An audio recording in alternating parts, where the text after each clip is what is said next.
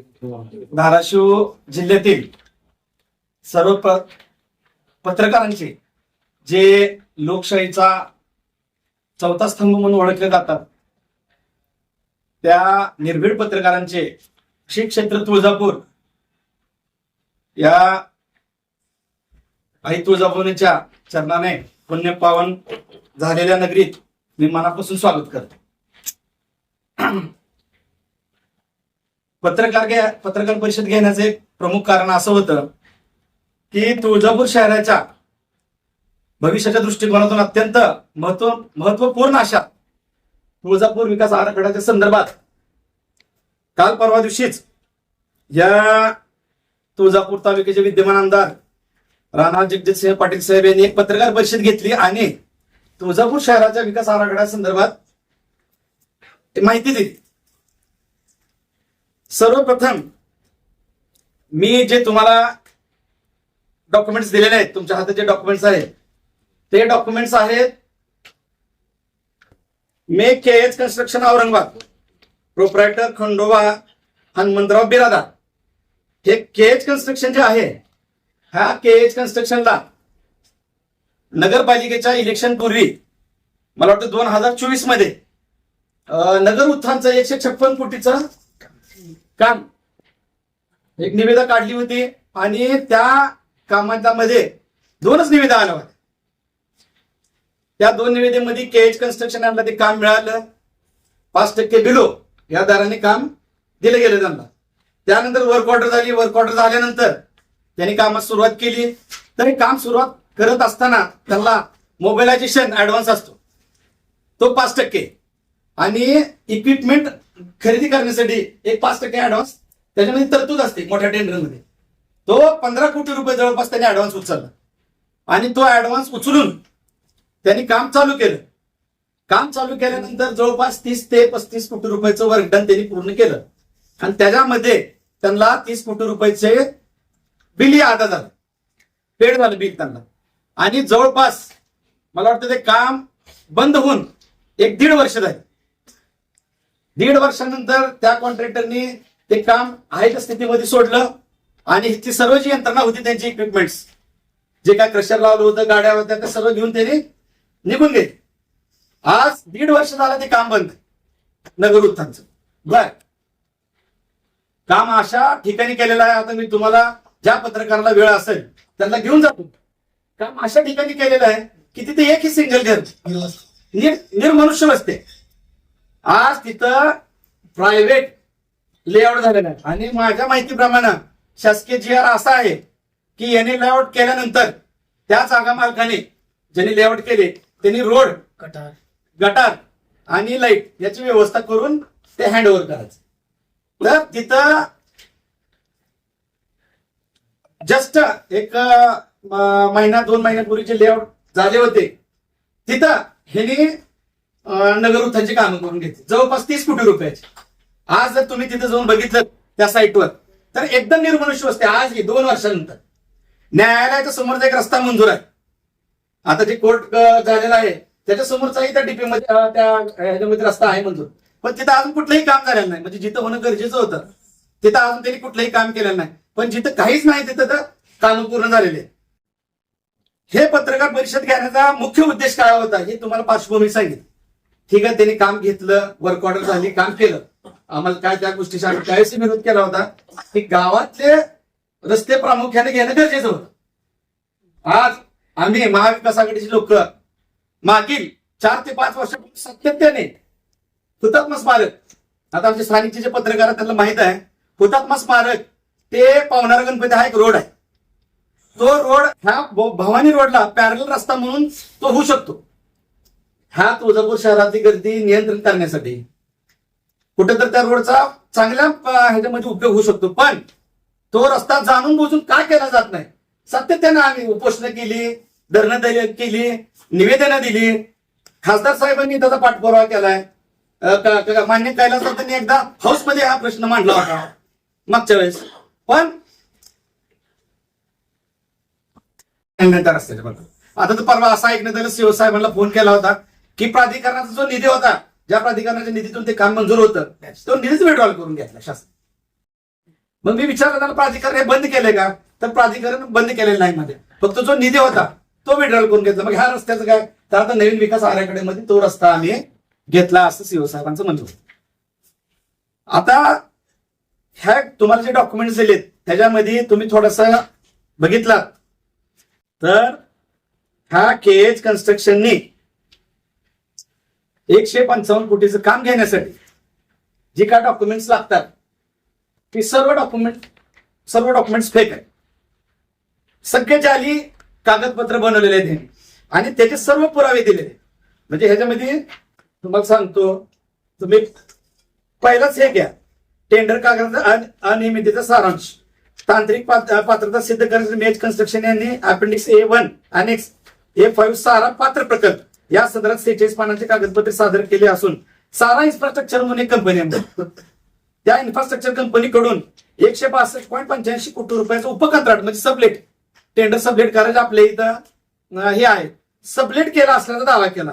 या कागदपत्रांच्या आधारे या खालच्या बाबी आहेत, गंभीर बाबी आढळतात. उपकंत्राट उपकरार नाही. 46 पानांच्या सारा विभागात सारा आणि केएच कन्स्ट्रक्शन यांच्यातील कोणत्याही उपकार्यादेश किंवा करारनामा नाही. म्हणजे त्याचं कुठलाही करारनामा नाही. त्या सारा सोबत ह्या केएच कन्स्ट्रक्शननं कुठलाही करारनामा केलेला नाही. हे सर्व कागदपत्र केवळ साराच्या स्वतःच्या प्रकल्पासाठी सरकारी परवानग्या PMRDA आणि PCMCच्या आहेत. दुसरी गोष्ट आहे, देय बँक व्यवहाराचा पुरावा नाही. म्हणजे ज्यावेळेस मी एखादं काम एखाद्या मोठ्या एजन्सीकडनं 200 कोटीचं काम आहे आणि मी त्याच्यात 50 कोटीचं काम करतो, त्यावेळेस लिगली डॉक्युमेंट्सचा एक सबलेटचं टेंडर करून घेतो, अग्रीमेंट करून घेतो आणि त्याची लायबिलिटी माझ्यावर येते, त्याची जी काय हे पूर्ण माझ्यावर येतं, DLC पिरियड वगैरे जो असतो तो सर्व माझ्या एजन्सीवर येतो.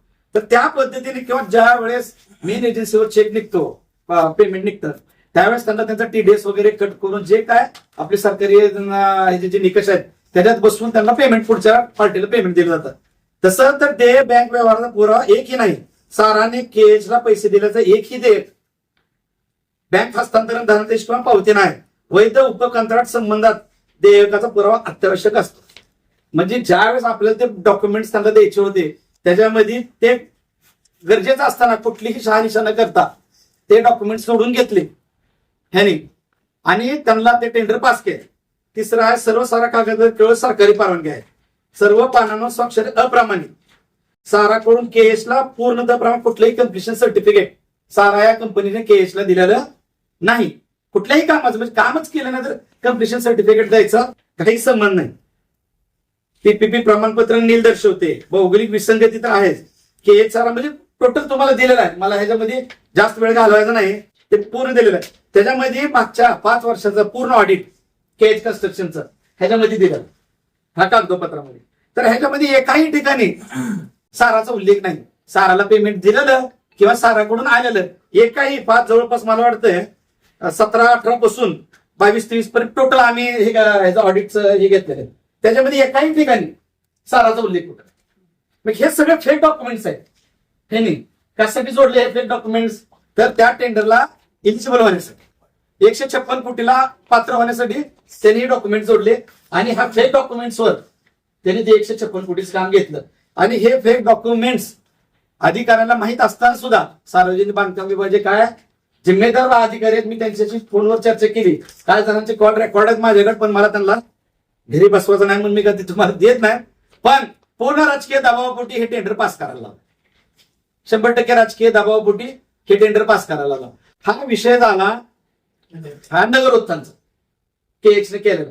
सगळ्यात महत्वाचा विषय काय आणि गंभीर विषय काय, तर ह्याच केएच कन्स्ट्रक्शनला 436 कोटीचं काम देण्याचा घाट परत ह्या तत्कालीन आमदारांनी लावलं. काय कारण आहे याचं? जर एखाद्या एजन्सीची कॅपॅसिटी 150 कोटीचं काम करण्याची नसेल रोडचं, तर ती एजन्सी आज 2 वर्षापासून नगर उत्थानचं काम फंड्स उपलब्ध नाहीत म्हणून सोडून गेली. ती एजन्सी 431 कोटीचं काम कसं करू शकते? ते फ्रॉड कागदपत्राच्या आधारावर ज्याचं रजिस्ट्रेशन झालेलं आहे किंवा ज्याची पात्रता झालेली आहे त्याला तुम्ही काम कसं देऊ शकता? कारण हा रोडचा विषय ठीक आहे, आपण ह्याला सगळेजण नाही केलं असतं. पण हा जो मंदिराचा विषय 436 कोटीचा, हे पूर्ण गावातलं काम आहे माझ्या माहितीप्रमाणे जवळपास. आणि त्या कामाचे हा फक्त काय तुळजापूरचा विषय नाही किंवा तुळजापूर शहराचा विषय नाही किंवा तुळजापूर शहरातल्या राहणाऱ्या नागरिकांचा किंवा व्यापाऱ्याचं नाही, हे पूर्ण महाराष्ट्राचं किंवा पूर्ण भारत देशाचं एक श्रद्धास्थान आहे. आणि जर ह्या पद्धतीने जर इथं होत असेल तर ह्याला जिम्मेदार कोण आहे? उद्या कालच पत्रकार परिषद घेतली आमदार साहेबांनी, आमच्या एका ज्येष्ठ पत्रकार बंधूंनी विचारले की फंड्सची काय तरतूद आहे, उपलब्धता काय? जर एक काम फंड्स उपलब्ध नसल्यामुळे बंद होत असेल तर तुम्ही दुसऱ्या कामाची वर्क ऑर्डर करण्याची घाई कशाला लागते? बरं, ज्या कामाची बीओके ज्यावेळेस तयार नव्हती त्यावेळेस टेंडर जायचं. आणि जे दोन एजन्स्या आज टेक्निकली, मी आज डायरेक्ट केचवर हे करू शकत नाही कारण अजून टेक्निकली त्याचं हे चालू आहे. हा, आज हे जे वर्क ऑर्डर झाले मी ह्याच्यावर बोलू शकतो, पण त्याच दोन एजन्स्या ज्या नगर उत्थानला आल्या होत्या ना, त्याच दोनच एजन्स्या इथं कशा आहेत? आज तुम्ही एक्झिक्युटिव्ह इंजिनियरला चौकशी करू शकता कुठल्या दोन एजन्स्या आलेल्या आहेत, आणि नगर उत्थानला कुठल्या एजन्सी आहेत त्याचीही चौकशी करू शकता. मग हे काय भानगड आहे? मग ह्याच्यामध्ये सरळ सरळ स्थानिक आमदारांचा ह्या एजन्सीला काम देण्यात विशेष रस दिसतो. त्यांना ह्या तुळजापूर शहराच्या विकासाचे काय देणं घेणं नाही, त्यांना ह्या मंदिराच्या जीर्णोद्धाराशी काय देणं घेणं नाही. ह्याच्यातून एक कॉन्ट्रॅक्टर लॉबी पुसली जात आहे.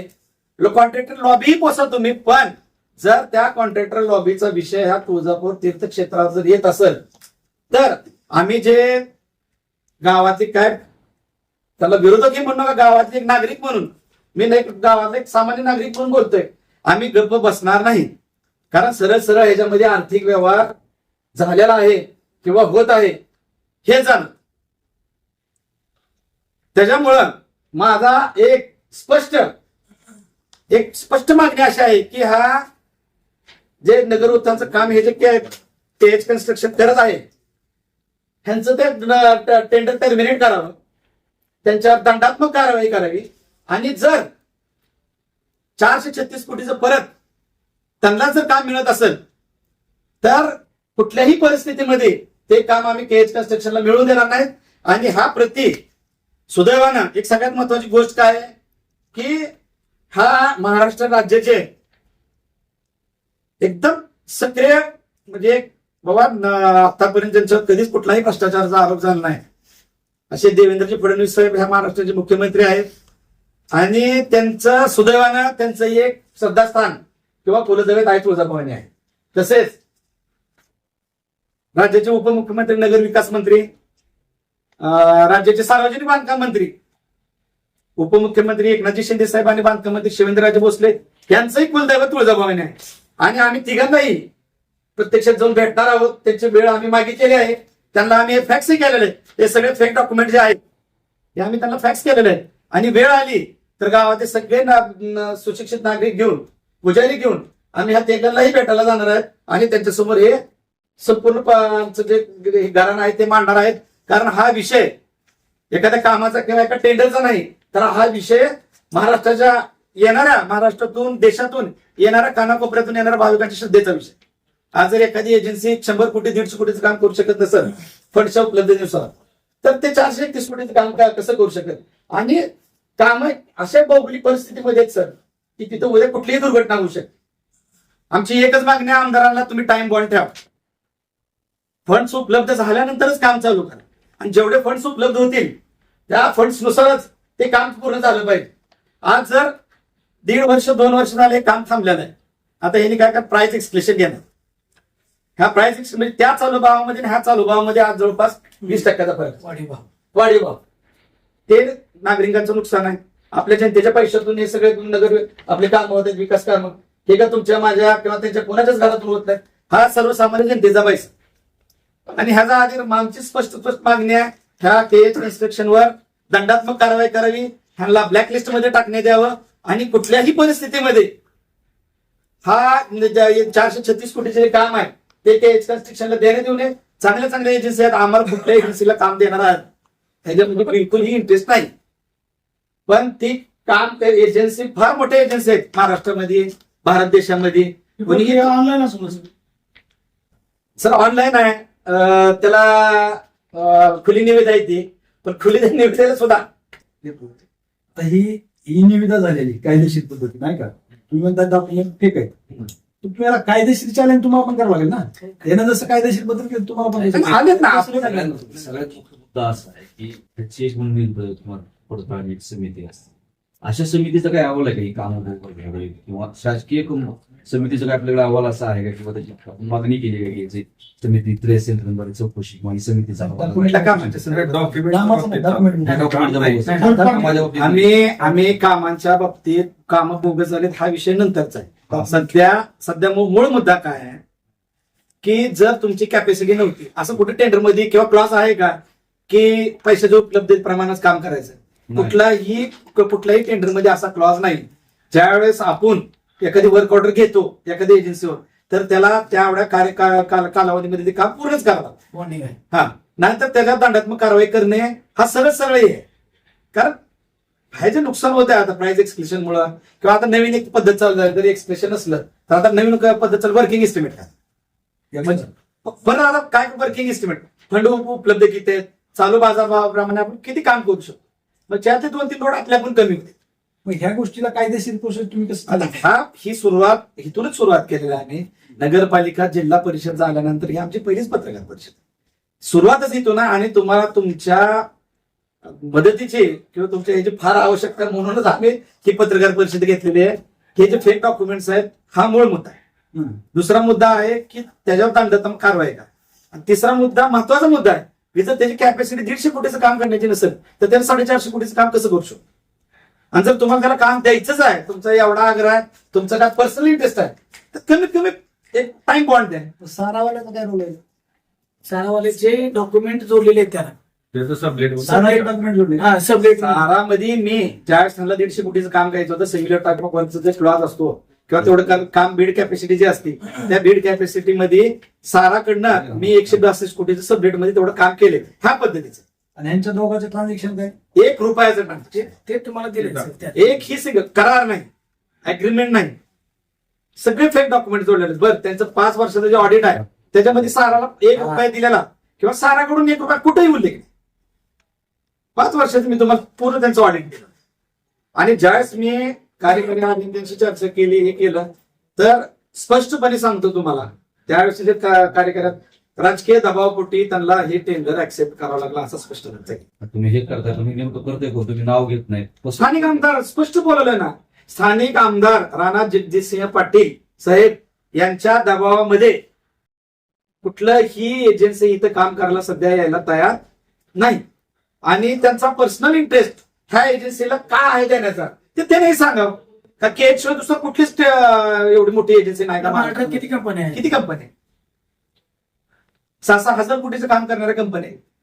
आपण जो मगाशी प्रश्न विचारला त्यात आपल्या दिल्ली प्रतिनिधी आम्हाला सांगितलं आपल्याला की ते बँक व्यवहाराचा पुरा 1 रुपयाचा पुरावा सारा आणि केएच कंपनीचा ट्रान्झॅक्शन 1 रुपयाचं नाही दोघांचं.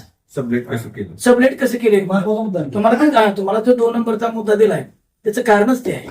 त्याच्या आधारावर जर तो काम घेत असेल, त्याचं जर काही ट्रान्झॅक्शन नसेल तर तो मुळामध्ये सध्या त्याचं रजिस्ट्रेशन ब्लॅकलिस्ट मध्ये टाकणंच हे आहे. कारण त्याचं एजन्सीच फेक डॉक्युमेंट्सवर उभारलेले आणि त्या फेक डॉक्युमेंट्सवर तयार झालेल्या एजन्सीवर तुम्ही एवढं मोठं काम देता. बरं, तेही त्याला अर्धवट सोडलेलं. नगर उत्तर मधून एक काम चालू आहे, मला वाटतं अजून चालू आहे कंटिन्यू. 100 कोटीचं वर्क आहे, 80 कोटीचं काय तर काम झालेलं आहे, त्यांची सुद्धा 40 कोटीची लायबिलिटी आहे. म्हणजे त्यांना देणं आहे, आउटस्टँडिंग आहे त्यांचं. 15 कोटीची काम केली कोण नाही, 30 कोटीचं काम केलेलं आहे, जेवढं त्यांनी मेजरमेंट घेतलंय 30 कोटी त्याचं काम झालं अंदाजे 35 कोटी रुपये. पण त्याच्यामध्ये 7.5 कोटी रुपये तर इक्विपमेंट आणि मोबिलिटी ऍडव्हान्स मिळाला ना त्यांना. म्हणजे 15 कोटी ऑलरेडी ऍडव्हान्स होता त्यांच्याकडे काम चालू करण्याच्या अगोदर. आणि बिल किती मिळालं, 30 कोटी रुपये. म्हणजे असं त्यांचे फार काय त्याच्यामध्ये गुंतवणूक किंवा असं काय फार हे झालं नाही. मूळ उद्देश तिथं काय झालं हा उद्देश नाही. आता या आखाड्यातलं काय त्याच्यातलं काम त्याला देऊ नये असं तुमचं मत आहे. स्पष्ट मत. सर आपण म्हणलात आपल्याकडे काही कॉल रेकॉर्डिंग आहेत परंतु त्या अधिकाऱ्यांना घरी बसवायचं नाहीये. मग जर आपण असं अधिकाऱ्यांना पाठीशी घातलं तर पुढचे येणारे अधिकारी मेसेज करतील ना. नाही ना त्यांचंही ओळखून घ्या ना तुम्ही परिस्थिती. त्यांचा एवढा मोठा राजकीय दबाव आहे त्यातला, एवढा मोठा राजकीय दबाव आहे, काय करणार? वेळ आला. ह्याच्या पुढचं तुम्हाला एक सांगतो, तुम्ही एक मुद्दा काढल्यामुळे आता तुम्हाला एक सांगतो, हा एक नगरपालिकेचं इलेक्शन झालं, जिल्हा परिषदचं इलेक्शन. त्या नगरपालिकेच्या जिल्हा परिषदेच्या इलेक्शन मध्ये प्रचंड पैशाचा वापर आहे. तुम्हाला सांगतो, ते पैसे कुठून कोणाकडे गेले, कुठल्या शासकीय यंत्रणेच्या गाडीत ते पैसे तुळजापूरमध्ये आले, आणि तुळजापूरमध्ये सरकारी ह्याच्यात एखाद्या ह्याच्यात ते कुठं पोहोचले हे सुद्धा तुम्हाला सांगणार. ते पुढच्या पत्रकार विथ प्रूफ, आज बोल बच्चनपणा करायचा नाही, हे जे तुम्हाला विथ डॉक्युमेंट प्रूफ दिले ना, ते सुद्धा विथ प्रूफ देतं तुम्हाला. सीसीटीव्ही फुटेज माझ्याकडे एक आलेलं आहे, जिथं भरलंय तिथलं आलंय, जिथं उतरलंय तिथलं आलंय, जिथलं भरलंय तिथलं येऊ द्या, ते सुद्धा दाखवतो. आणि आज मी पूर्ण जिम्मेदारीने सांगतो, एका क्लास 1 अधिकारी सुरक्षितमध्ये ब्लॅक मनी इलेक्शन मध्ये तुळजापूरमध्ये आहे. आज तुम्ही म्हणताय ना, आज ही पत्रकार परिषद आम्हाला सुद्धा फार मोठी किंमत चुकवा लागणार आहे, तर त्याचा विषय ना कोण ना कोण तर बोललं पाहिजे, कोण ना कोण तर अंगावर घेतलं पाहिजे. आज मी कलेक्टर साहेबांकडे आम्ही निवेदन द्यायला गेलतो, कलेक्टर साहेबांनाही हात जोडून विनंती करून सांगितलं की साहेब आता तुम्हीच आधारात शेवटच, कारण गल्लीपासून दिल्लीपर्यंत पूर्ण यंत्रणा यांच्या आहे. कमीत कमी तुमच्या माध्यमातून लोकांपर्यंत पोहोचू द्या आमची तळमळ ह्या तुळजापूर शहराच्या बाबतीत. कारण आम्हालाही 5 नगरसेवक निवडून दिलेले आहेत, 11,500 लोकांनी नगराध्यक्षाला मतदान केलेलं आहे. आमची नैतिक जिम्मेदारी आहे काय तर तुळजापूर शहर. हा लोकशाहीमध्ये ठीक आहे, निवडून येणं पराभव होणं हा भाग वेगळा. आम्ही त्यांचं अभिनंदनही केलं, लोकशाहीमध्ये जनतेचा कोल मानावाच लागतो, तो काही विषय नाही. आम्ही आलेल्या नगरसेवकांचं अध्यक्षांचं अभिनंदनही केलं, आणि आई तुळजाभवानी त्यांना सुदबुद्धी घालून तुळजापूरच्या शहरासाठी काय तर करण्याची.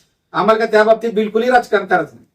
खासदार साहेब असतील, कैलास दादा असतील, त्यांनी सुद्धा जिथं चांगलं काम आलं तिथं 100% आपण तो ह्या विकास कामाच्या पाठीशी उभा राहू, हे केलं. पण हे सरळ सरळ एका ज्या ह्याची इंटरेस्ट आपला हीच नाही, लाईव्ह क्रेडिबिलिटीच नाही, जर त्याच तेवढी हीच नाही, तर त्याला तुम्ही एवढं मोठं काम त्याचं कारण काय?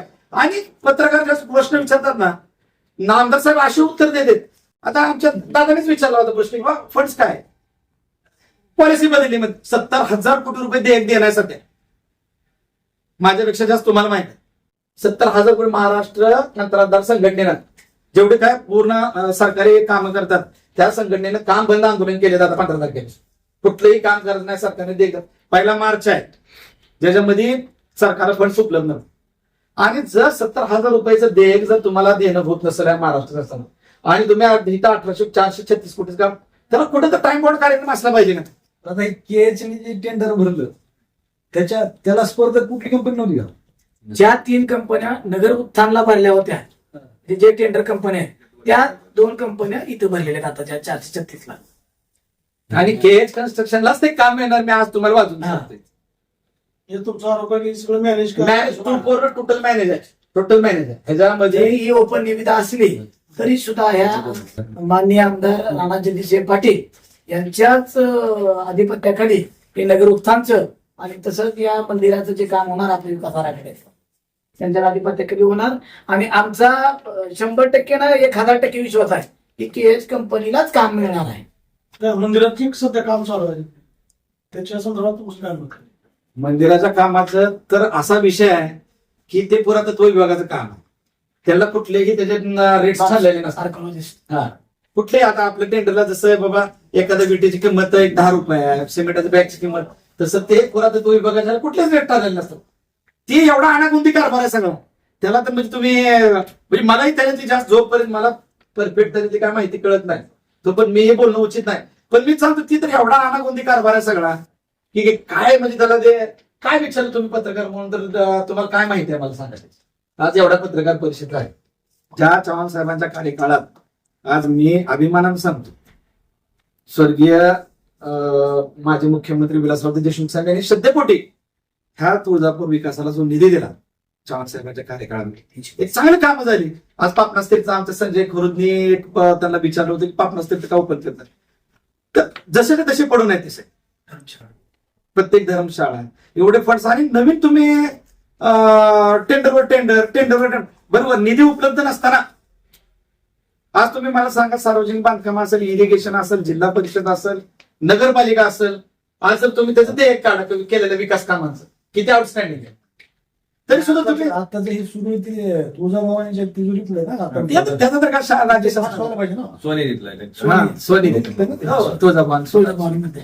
आणखी एक कसं आहे, विरोधी पक्ष म्हणून नगरसेवक म्हणून शहराची माझा विचार नाही की शासन जे निधी देतं ते भक्ताच्या सोयीसाठी देतं, शहराच्या सोयीसाठी. मग पुन्हा त्याला टॅक्स लावून ती सुविधा देणं योग्य आहे.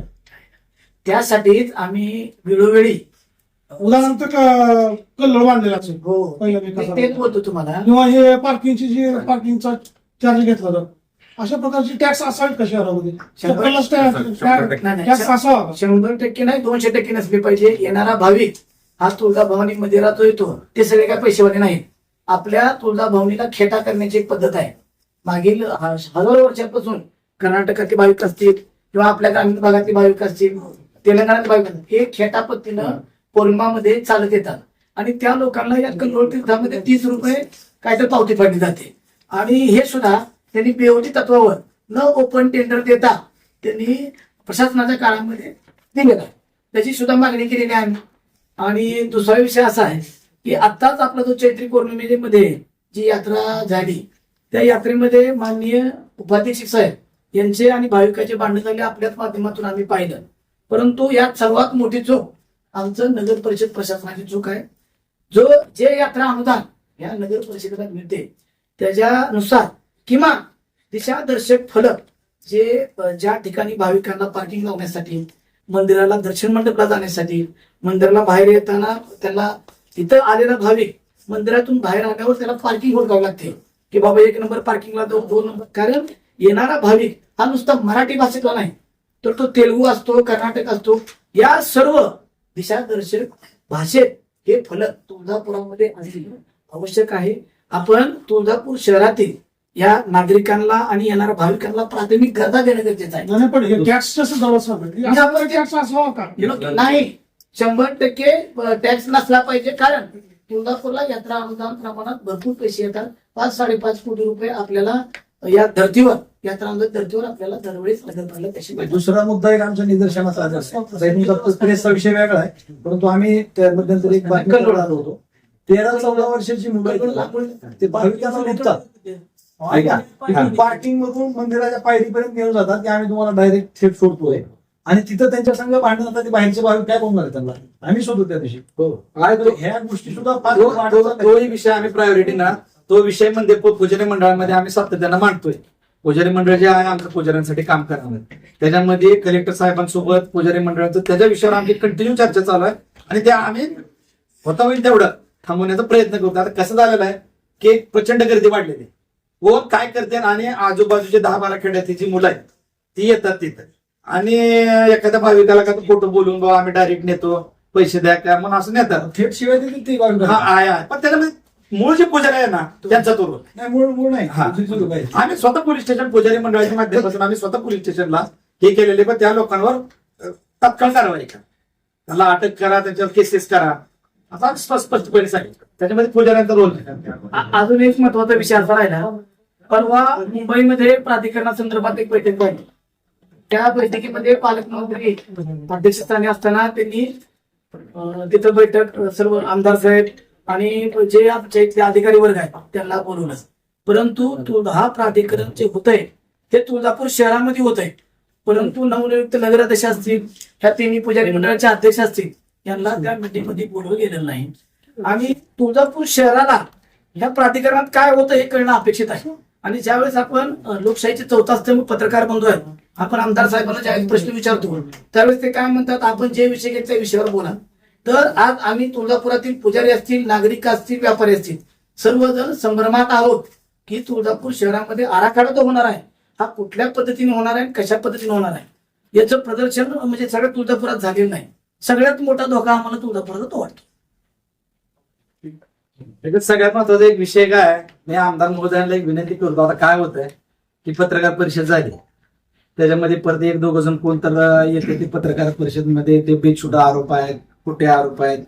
आम्हाला आमदार साहेबांच्या उत्तराची बिलकुल अपेक्षा नाही. हे उत्तर त्यांनी येणाऱ्या भाविकांना द्यावं, हे उत्तर त्यांनी सर्वसामान्य जनतेला द्यावं, हे उत्तर त्यांनी पुजाऱ्यांना व्यापाऱ्यांना द्यावं. कारण त्यांच्या भविष्याचा विषय, येणाऱ्या भाविकांच्या श्रद्धेचा विषय. आम्हाला त्यांच्या उत्तराची बिलकुल अपेक्षा नाही. आम्हाला जे काम करायचं होतं ते तुमच्या माध्यमातून आम्ही लोकांपर्यंत पोहोचवण्याचा प्रयत्न करतोय. त्या आमची तुम्हाला नम्र विनंती आहे की ते लोकांपर्यंत जावं एवढं.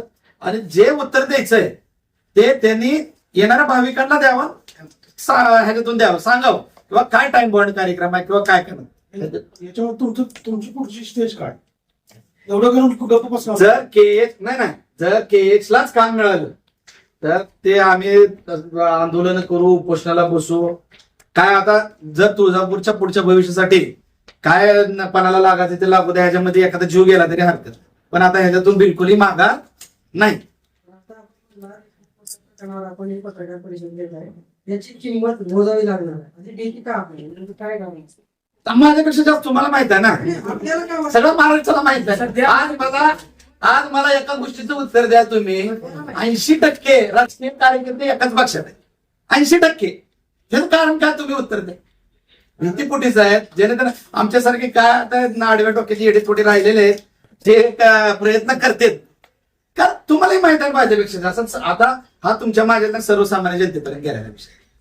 आज कालच सांगतो तुम्हाला, काल आमच्या 2 नगरसेवकांनी धाराशिवच्या भारतीय जनता पार्टीमध्ये प्रवेश केला. अहो त्या लोकांना निवडून आणण्यासाठी तिथल्या लोकांनी काय कष्ट घेतले का नाही मला सांगत. मतदान पक्षाला आज तुम्ही पक्षाकडे बघू, त्या कार्यकर्त्यांच्या एखादा माणूस जेव्हा निवडून येतो का स्वतः जीवावर निवडून येतो का? पण त्यांना काय शिक्षा द्यायला पाहिजे नगरसेवकाला? हे जनता ठरवेल आता काय शेवटी काय करणार. ज्या जनतेनं निवडून आलं त्यांनी ठरत दिलं ना, त्यांनी ठरवावं. नैतिकता नावाची गोष्ट राहील ना राजकारणात. ओके.